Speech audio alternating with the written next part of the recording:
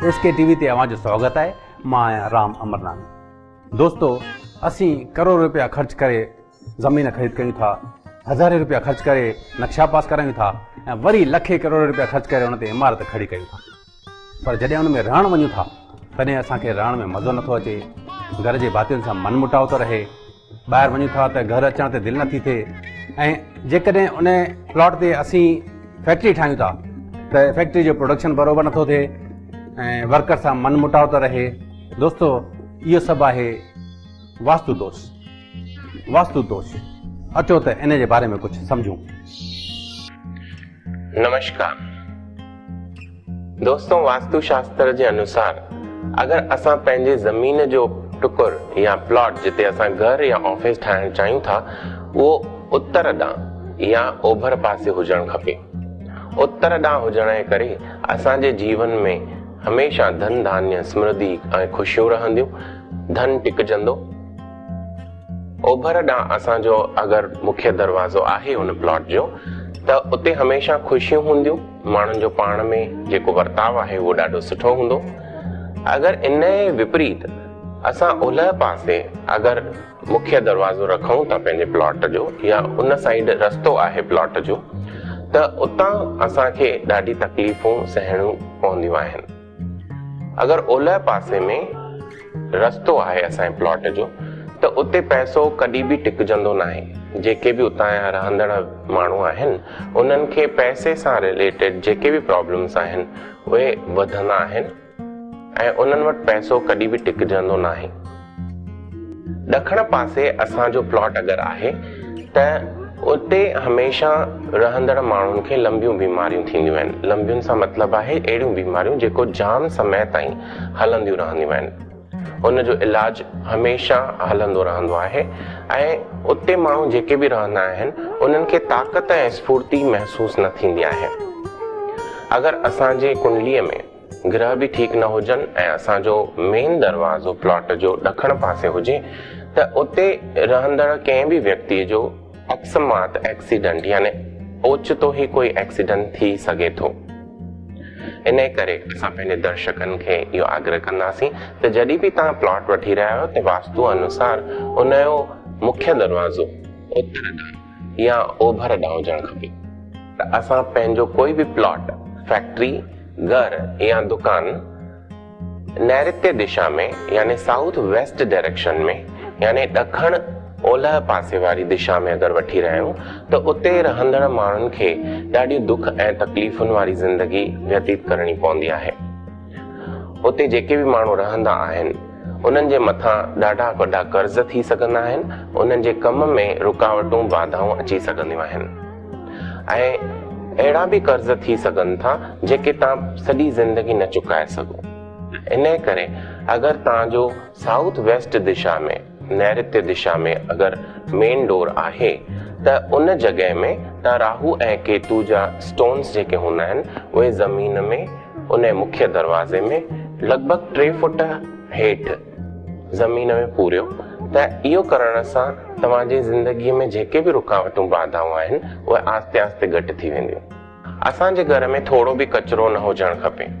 इनखे क्लटर चयो वेंदो आहे। यानी अगरि असांजे घर में कहिड़ियूं बि वाचूं, घड़ियाल, न्यूज़पेपर्स, मैगज़ीन्स, बुक्स या अहिड़ी कहिड़ी बि शइ पई हुजे जंहिंमें बॉल बेरिंग्स हुजनि ऐं उहे कंहिं बि कतब न अची रहिया आहिनि या कंहिं बि कम में या इस्तेमालु न थी रहिया आहिनि ऐं जीअं मिक्सर ग्राइंडर आहे या माइक्रोवेव ओवन्स आहिनि या ॿी अहिड़ी का बि शइ जेकी आहे अगरि उहा कमु न अची रही आहे उनखे क्लटर यानी कचिरो ई मञियो वेंदो आहे।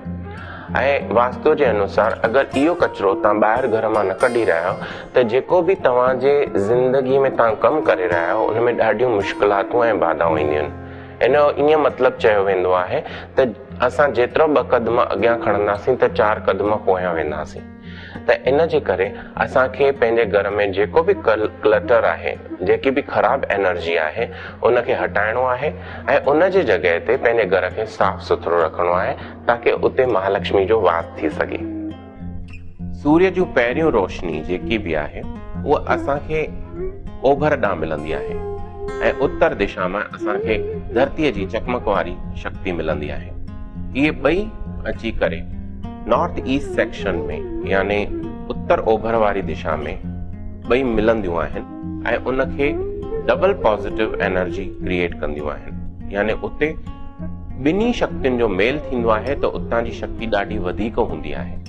ऐं इन दिशा में अगरि तव्हां पंहिंजे घर में मंदिर रखी रहिया आहियो या उते पंहिंजे देव देवता जंहिंजी बि तव्हां पूॼा करे रहिया आहियो उनखे उते आस्थान ॾेई रहिया आहियो या पंहिंजो ध्यानु या मेडिटेशन जो हॉल उन दिशा में अगरि तव्हां ठाहे रहिया आहियो त तव्हांजी ज़िंदगीअ में दुनिया जी हर ख़ुशी, सुख, शांति ऐं अमन हूंदो। अगरि तव्हांजे घर में क्लेश आहे, घर में कंहिं बि भातीअ सां तव्हां ठही नथा हलो या तव्हां सुठो हली रहिया आहियो लेकिन ॿियो कोई भाती तव्हां सां विढ़े थो त पंहिंजे घर में साउथ ईस्ट डायरेक्शन यानी अग्नि दिशा जंहिंखे ॾखण ओभर वारी दिशा बि चइबो आहे त उन दिशा में साओ रंग लॻायो ऐं उते सावक इंट्रोड्यूस कयो। सावक रखण सां मुंहिंजो मतिलबु आहे त उते तव्हां तुलसीअ जो वण रखी सघो था, उते नंढा बैम्बू प्लांट्स बि रखी सघो था पिया। दोस्तों, अगरि तव्हांजे घर में शादीअ लाइक़ ॿार थी विया आहिनि ऐं उन्हनि जी शादीअ में रुकावटूं ऐं रंडकूं अची रहियूं आहिनि त उन्हनि खे पंहिंजे घर में नॉर्थ वेस्ट डायरेक्शन यानी वायव्य दिशा उत्तर ओलह वारी दिशा में सुम्हारियो। इन रूम में सुम्हण सां उन्हनि जे जेके बि शादीअ में रुकावटूं आहिनि उहे आस्ते आस्ते घटि थी वेंदियूं ऐं जेके सुठा उन्हनि जे लाइक़ माण्हू हूंदा उहे उन्हनि जे ज़िंदगीअ में ईंदा। ऐं उन्हनि जो मथो सुम्हण वक़्तु हमेशह ॾखण पासे हुजे ऐं पैर उत्तर वारे साइड में हुजणु खपनि। दोस्तों, अगरि तव्हांजे घर में या तव्हांजे ऑफिस जो मेन दरवाज़ो साउथ यानी ॾखण पासे आहे त उते जेके बि रहंदड़ या कमु कंदड़ माण्हू आहिनि उन्हनि खे का न का अहिड़ी बीमारी थींदी आहे जेको जाम समय ताईं हलंदियूं आहिनि या उन्हनि जो जेको बि पैसो आहे उहो पंहिंजे तबियत खे सुधारण में ई ख़र्च थी वेंदो आहे। इन खां अगरि असांखे बचणो आहे त पंहिंजे मेन दरवाज़े ते अंदर ऐं ॿाहिरां पंचमुखी हनुमान जो फोटो या मूर्ति स्थापित करणु खपे। तव्हांजे घर में नॉर्थ वारे पासे में टॉयलेट या बाथरूम्स आहिनि या उत्तर दिशा में टॉयलेट सेक्शन आहे या टॉयलेट सेक्शन न हुजण खां पोइ कमोड सेक्शन जेकी आहे उहा अगरि नॉर्थ में आहे, उत्तर दिशा में आहे त उते पैसा कॾहिं बि टिकजंदा न आहिनि। अगरि तव्हांखे कहिड़ियूं बि पैसे सां या धन दौलत सां समस्याऊं आहिनि, पंहिंजे ज़िंदगीअ में कुझु तकलीफ़ूं आहिनि त उनखे दूर करण जे लाइ 3 डायमंड कट क्रिस्टल बॉल्स पंहिंजे टॉयलेट ऐं बाथरूम सेक्शन जे ॿाहिरां टंगे छॾियो। इहे तव्हांखे ॻाढ़े रिबन में टंगणा आहिनि। ईअं करण सां कुझु ई समय में आहिस्ता आहिस्ता तव्हांखे पंहिंजे स्थितीअ में सुधार महसूस थींदो। दोस्तों, अगरि तव्हांजे घर जो मेन दरवाज़ो साउथ ईस्ट डायरेक्शन यानी आग्नेय दिशा में या ॾखण ओभर पासे आहे त उते जेके बि रहवासी आहिनि उन्हनि जे मथां सरकार सां जुड़ियल कुझु न कुझु मामला हूंदा या कोर्ट में कोई केसिस हूंदा जेके जाम टाइम खणी छॾींदा आहिनि या तव्हांजे जेको समय आहे उन जी ऐं धन जी बर्बादी कंदा आहिनि। इन करे अगरि तव्हां उन दिशा खे साए कलर जो करियो था त तव्हांखे थोरो उन सां फ़ाइदो महसूस थींदो। ऐं अगरि इन ई दिशा में तव्हां 6 डायमंड कट क्रिस्टल बॉल्स ॻाढ़े रिबन में ॿधी करे उन दिशा में टंगे छॾियो था त इन सां तव्हांखे ॾाढो फ़ाइदो महसूस थींदो। दोस्तों, वास्तुशास्त्र अनुसार अगरि तव्हांजे घर में नॉर्थ ईस्ट डायरेक्शन यानी उत्तर ओभर वारी दिशा जेकी आहे उन में का बि प्रॉब्लम आहे, जीअं उते टॉयलेट सेक्शन आहे या इन ई हिसाब सां अगरि उते तव्हां कोई जनरेटर रखियो आहे त उते जेके बि रहवासी रहनि था या कमु कनि था उन्हनि खे ॾाढियूं तकलीफ़ूं थींदियूं आहिनि। अगरि साउथ वेस्ट डायरेक्शन में यानी ॾखण ओलह पासे वारी दिशा जंहिंखे असां नैऋत्य दिशा बि चवंदा आहियूं त उन दिशा में जेके बि माण्हू रहनि था या अहिड़े घर में जेके बि माण्हू रहनि था उन्हनि खे ॿार थियण में तकलीफ़ूं थींदियूं आहिनि या जेके ॿार थींदा आहिनि उन्हनि में कुझु प्रॉब्लम्स या घटितायूं थी सघनि थियूं या उन्हनि ॿारनि खे पंहिंजे लाइफ में पंहिंजे ज़िंदगीअ में कुझु वॾियूं मुश्किलातूं सामनो करणो पई सघे थो। अगर तव्हांजा ॿार सुठे नमूने सां पढ़ाई नथा कनि या पढ़ाई करण खां पोइ बि एग्ज़ाम में वञी करे उन्हनि खे कुझु यादि नथो अचे, त उन्हनि ॿारनि खे वास्तु शास्त्र अनुसार असांखे अहिड़ी जॻह ते विहारणु खपे जंहिं महिल पढ़ाई कनि त उन जो मुख हमेशह उत्तर ॾांहुं हुजणु खपे, यानी नॉर्थ डायरेक्शन खे फेस करे हमेशह विहणो आहे। ईअं करण सां उन्हनि जी स्मरण शक्ति ऐं कॉन्संट्रेशन पावर में वाधारो थींदो आहे। वास्तु शास्त्र अनुसार अगर तव्हां पंहिंजे घर में मेन तिजोरी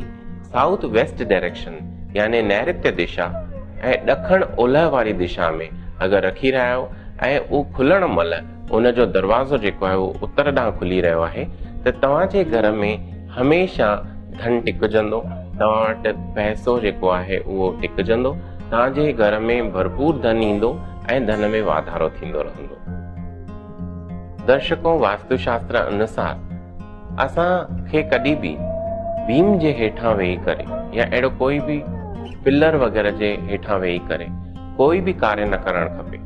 चाहे उहो सुम्हण महिल बीम असांजे मथां हुजे या कंहिं कमकार महिल बीम असांजे मथां आहे या पढ़ाई करण महिल अगरि असां बीम हेठां वेठा आहियूं त उते जेके बि माण्हू आहिनि उन जे हेठां कार्य करे रहिया आहिनि या पढ़ाई करे रहिया आहिनि या उन जे हेठां सुम्ही रहिया आहिनि, उन्हनि खे हमेशह टेंशन हूंदो आहे,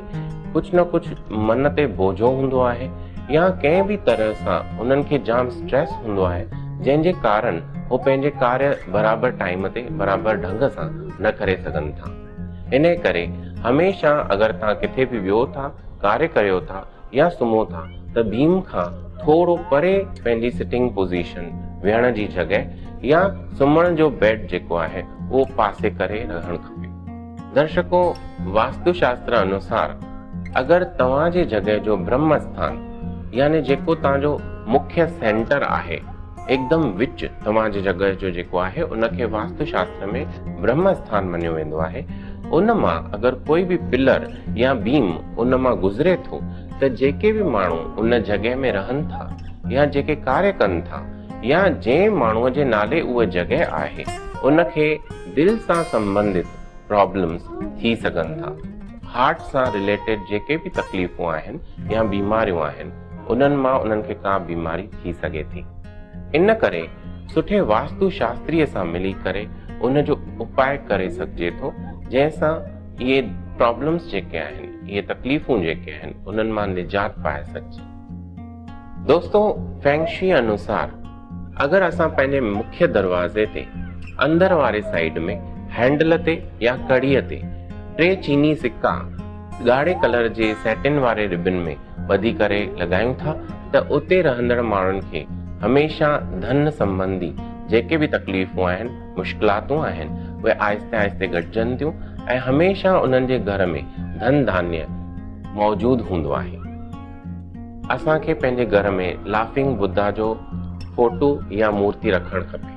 इहो मेन दरवाज़े जे हिकदमि साम्हूं रखियो वेंदो आहे या त डायगोनली ऑपोजिट टेढ़ाईअ में रखियो वेंदो आहे, त जीअं असां मुख्य दरवाज़े खां अंदरि घिरी रहिया आहियूं पंहिंजे घर में या ऑफिस में, त असांजी पहिरीं नज़र उन लाफिंग बुद्धा ते वञे। लाफिंग बुद्धा रखण जो फेंगशीअ में इहो मतिलबु आहे त असांजे घर में सुठियूं शक्तियूं प्रवेश करे रहियूं आहिनि, असांजे घर में धन धान्य हमेशह रहे थो, असांखे सुख ऐं समृद्धि हासिल थिए थी। दर्शकों, असांजा जेके बि अहिड़ा भाउर आहिनि जिन खे पंहिंजे ज़िंदगीअ में सच्चो प्यार खपे या हो प्यार में शादी करणु चाहिनि था, लेकिन उन्हनि जे शादी करण जे विच में रुकावटूं ऐं रंडकूं अची रहियूं आहिनि, त अहिड़नि माण्हुनि खे पंहिंजे घर में नॉर्थ वेस्ट डायरेक्शन यानी वायव्य दिशा में, जंहिंखे असां उत्तर ओलह वारी जॻह बि मञींदा आहियूं, इन उत्तर ओलह वारी जॻह में उन्हनि खे रोज़ क्वार्ट्ज़ क्रिस्टल ईंदो आहे। उन रोज़ क्वार्ट्ज़ क्रिस्टल खे उन दिशा में वायव्य दिशा में रखिणो आहे ऐं इन खे असांखे फ्राइडे ॾींहुं यानी शुक्रवार ॾींहुं ई रखिणो आहे। दर्शकों, जेके बि असांजा अहिड़ा भाउर आहिनि जिन खे ज़िंदगी में सच्चो प्यार खपे या जेके प्यार में शादी करणु चाहिनि था लेकिन उन्हनि जी शादी में रुकावटूं ऐं रंडकूं अची रहियूं आहिनि, त अहिड़नि माण्हुनि खे पंहिंजे नॉर्थ वेस्ट डायरेक्शन में यानी घर जे वायव्य दिशा में, जंहिंखे उत्तर ओलह वारी जॻह बि चइबो आहे, त इन उत्तर ओलह वारी जॻह में रोज़ क्वार्ट्स क्रिस्टल रखणु खपे, जिन सां उन्हनि खे सचो प्यार नसीब थींदो। असांजा जेके बि वापारी भाउर आहिनि, जिन खे पंहिंजे धंधे जो ॿाहिरि ॿियनि मुल्कनि में बि विस्तार करणो आहे, उन्हनि खे नॉर्थ वेस्ट डायरेक्शन यानी वायव्य दिशा में पंहिंजे ऑफिस ऐं घर में क्रिस्टल ग्लोब रखणु खपे। इहो क्रिस्टल ग्लोब जेको असांजी घड़ी आहे उन हिसाब सां 3 दफ़ा घुमाइणो आहे, उन दिशा में असांखे हिनखे घुमाइणो आहे। ईअं करण सां उन्हनि जे बिज़नेस में ॾाढो इज़ाफ़ो थींदो, उन्हनि जे धन दौलत में, उन्हनि जे मुनाफ़े में बि इज़ाफ़ो थींदो। असांखे अगरि पंहिंजे ज़िंदगी में तरक़ी खपे ऐं असां अगरि का बि नौकरी करे रहिया आहियूं उन में असांखे प्रमोशन खपे, या जेको बि धंधो वापारु करे रहिया आहियूं उन में वाधारो खपे, त असांखे पंहिंजे घर में 3 दिशाउनि जो मेन ख़्यालु रखणो पवंदो आहे। इन्हनि 3 दिशाउनि में असांखे 6 रॉड यानी 6 रॉडुनि वारो विंड चाइम लॻाइणो हूंदो आहे। इहो असां कंहिं बि ॻाढ़े धागे में या नायलॉन जे तार में टंगे सघूं था। साउथ ईस्ट डायरेक्शन, जंहिंखे आग्नेय दिशा बि चयो वेंदो आहे, ॾखण ओभर वारी दिशा चयो वेंदो आहे। उन खां पोइ ॾखण वारी दिशा यानी साउथ डायरेक्शन, ऐं उन खां पोइ नॉर्थ वेस्ट वारी दिशा, जंहिंखे उत्तर ओलह वारी दिशा बि चयो वेंदो आहे। इन्हनि 3 दिशाउनि में असांखे 6 रॉडुनि वारे विंड चाइम खे टंगणु घुर्जे। इन सां असांजे धंधे वापार में वाधारो थींदो, नौकरीअ में असांखे प्रमोशन मिलंदो, ऐं जेको बि असां पंहिंजे करियर में वधि सुठो चाहियूं था उहो सभु असां सां थींदो। अगरि असां पंहिंजे ऑफिस में ऐं घर में उत्तर वारी दिशा में कुमी रखी रहिया आहियूं या कुमीअ जो जोड़ो रखी रहिया आहियूं, चाहे उहो असली हुजे या पंचधातु मां ठहियलु हुजे, त उन दिशा में इन एक्टिवेशन खां पोइ असांजे जीवन में लंबी उमिरि, सुख शांति ऐं धंधे में वापार में वाधारो थी सघे। साउथ वारी डायरेक्शन यानी ॾखण वारी जेकी दिशा आहे उनखे करियर डायरेक्शन मञियो वेंदो आहे, ऐं इन डायरेक्शन में असांखे पंहिंजो फोटो गोल्डन फ्रेम में ऐं पोयां ॻाढ़े बैकग्राउंड सां रखणो हूंदो आहे। ऐं इन ई दिशा में यानी ॾखण वारी जेकी असांजी भित आहे उन ते असांखे अॼु जो जेको बि नोट हली रहियो आहे, चाहे उहा 100 रुपए जो हुजे, 500 रुपए जो हुजे या 1000 रुपए जो हुजे, उनखे पोयां ॻाढ़ो बैकग्राउंड ॾेई करे सुनहरी कलर जो फोटो फ्रेम में मढ़ाए करे उनखे उन दिशा में टंगे छॾिजे। इन सां असांजे कैरियर में असांजो जेको बि धंधो वापार आहे उन में वाधारो थींदो आहे। अगरि असांजो को बि ॿार पंहिंजी ज़िंदगीअ में ॿिए कंहिं मुल्क में वञी करे पंहिंजो कैरियर ठाहिणु चाहे थो, पर उनखे उन में सक्सेस हासिल नथी थिए, उन में उहो कामयाबु नथो थी सघे किन कारणवश, त इन जे करे नॉर्थ वेस्ट डायरेक्शन, जंहिंखे रिलेशनशिप ऐं फॉरेन सां रिलेटेड जेको बि कार्य आहे उन जी दिशा मञियो वेंदो आहे, त उन दिशा में असांखे 3 diamond cut crystal balls north west direction यानी ॾखण ओलह वारी दिशा में टंगणु खपे। इन सां असांजे ॿार खे ॿाहिरि वञी करे कैरियर ठाहिण में मदद मिलंदी।